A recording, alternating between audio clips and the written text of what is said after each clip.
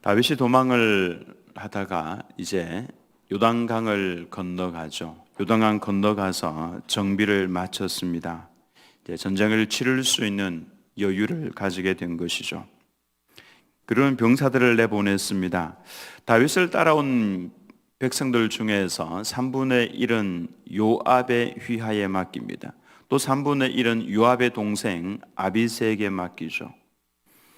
그리고 나머지 3분의 1은 이제 블레셋에서 망명하여 온 가드 사람 이때의 휘하에 맡깁니다. 그리고 이제 백성들의 요청에 의해서 다윗은 전쟁터에 나가지 않고 성읍에 있다가 필요하면은 도와주는 것으로 결정을 내렸습니다.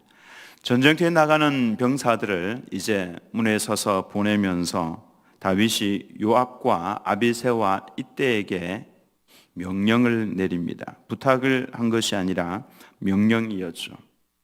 나를 위하여 젊은 압살롬을 너그러이 대우하라. 이 말씀은 전쟁에서는 반드시 승리를 해야 되지만 아들을 죽이지는 말라고 하는 아버지의 아들을 향한 사랑이라고 할 수가 있습니다. 비록 아버지를 죽이고자 반란을 일으킨 아들이지만은 아버지에게는 가슴 아픈 사랑이죠. 특별히 젊은 압살롬 이렇게 표현을 합니다. 이전 성경에는 소년 압살롬 이렇게 표현을 했죠. 아직 세상을 잘 모르고 아직 젊어서 몰라서 그러는 거니까 불쌍히 여겨서 그를 죽이지 말라는 명령을 내린 겁니다.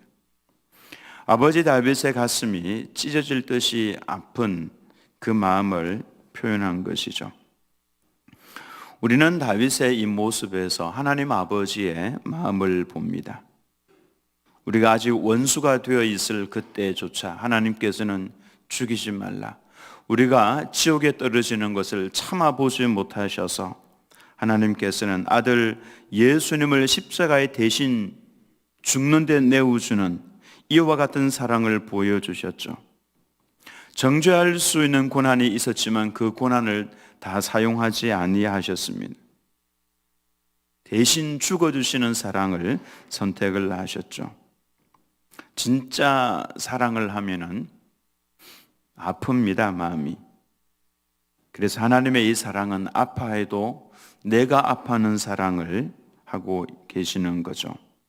우리가 곁길로 나아갈 때에 하나님의 백성이면서 곁길로 나아갈 때에 하나님을 반역하는 길 위에 서 있을 때 하나님의 마음이 얼마나 아프겠습니까?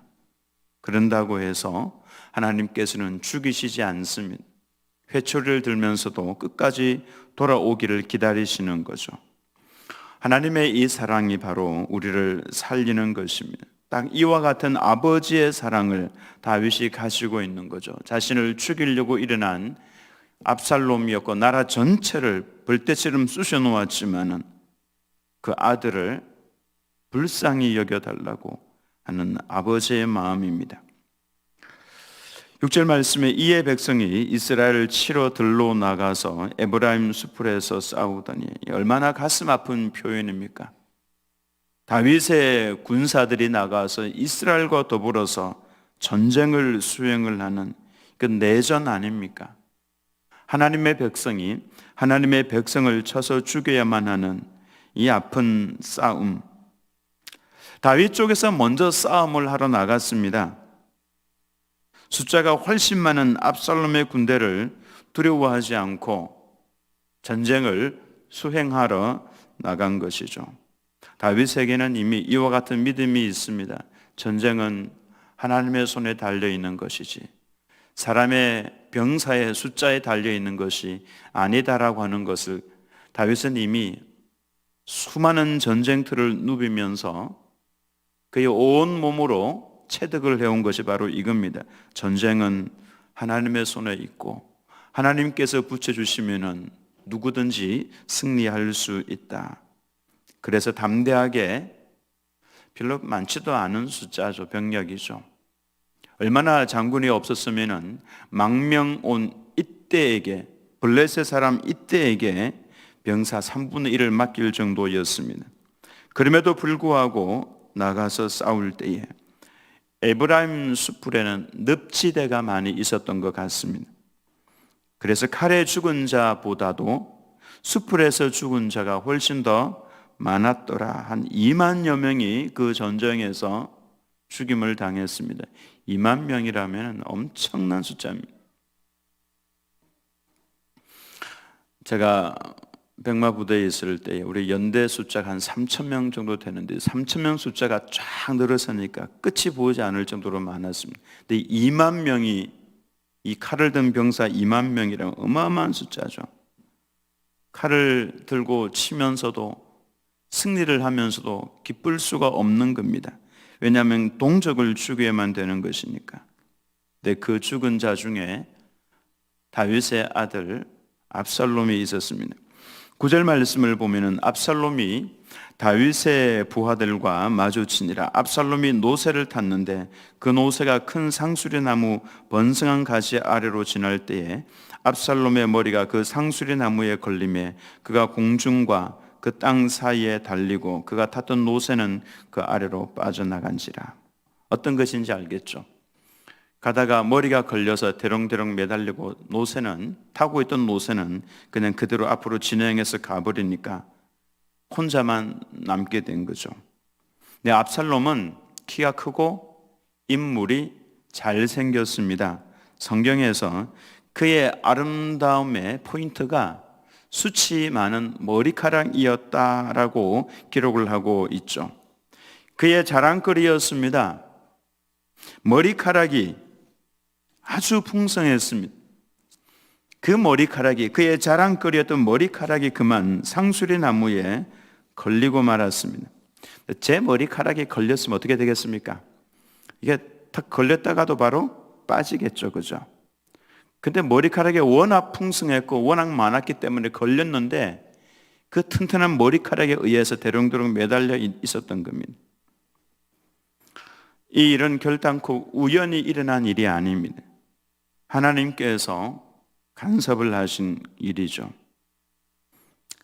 우리가 여기에서 주목해 보아야 할 것은 자신의 자랑거리가 자신의 생명을 빼앗는 꼴이 되었다라고 하는 것입니다.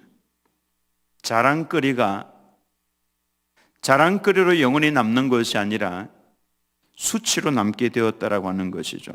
자신의 생명을 빼앗아 가버리는 도구가 자신의 그 자랑거리였다라고 하는 것입니다. 그러므로 자랑해서는 안 됩니다. 여러분 자랑하지 마시기 바랍니다. 자랑할 것 많이 있죠. 무엇인가 조금이라도 잘 되면은 이거 자랑하고 싶은 마음이 막 샘솟아 올라옵니다. 하나님께서 주신 것에 대해서는 겸손하게 엎드려서 감사하는 것이 우리가 해야 될 일입니다. 자랑이 아니라 감사거리입니다. 그것 자랑하면은 그것 때문에 망할 수 있습니다. 사도 바울의 말씀을 우리는 가슴속에 깊이 새겨야 합니다. 갈라디아서 6장 14절 말씀. 그러나 내게는 우리 주 예수 그리스도의 십자가 외에 결코 자랑할 것이 없으니 그리스도로 말미암아 세상이 나를 대하여 십자가에 못 박히고 내가 또한 세상을 대하여 그러하니라. 나는 예수님의 십자가 외에는 결단코 자랑할 것이 없다라고 이야기를 합니다. 사도 바울이 자랑할 것이 얼마나 많이 있었습니까? 가말리엘 문화생, 거기에 함부로 들어갈 수도 없는 것이고 그곳에서도 아주 우수한 성적을 가지고 있었던 탁월한 사람이 사도 바울이었습니다. 그는 히브리인 중에 히브리인이었습니다.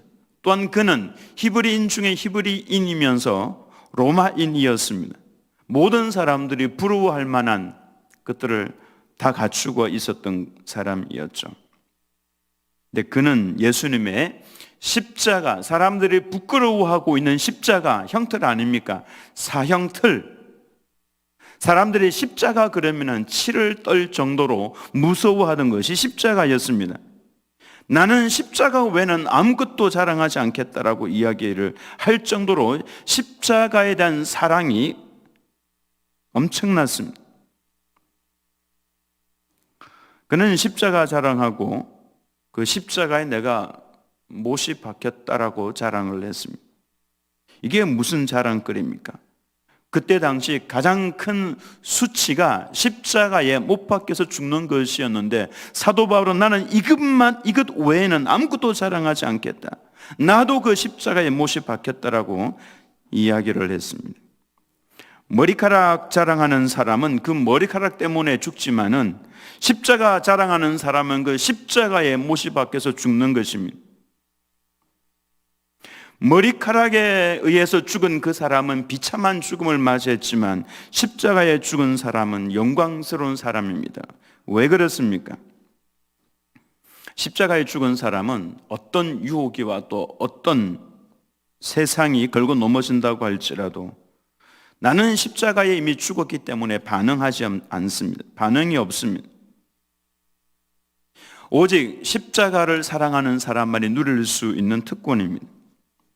사도 바울이 왜 십자가만을 자랑했습니까? 왜 십자가만을 그의 자랑거리로 삼았습니까? 그는 십자가의 능력을 보았기 때문에 그렇습니다.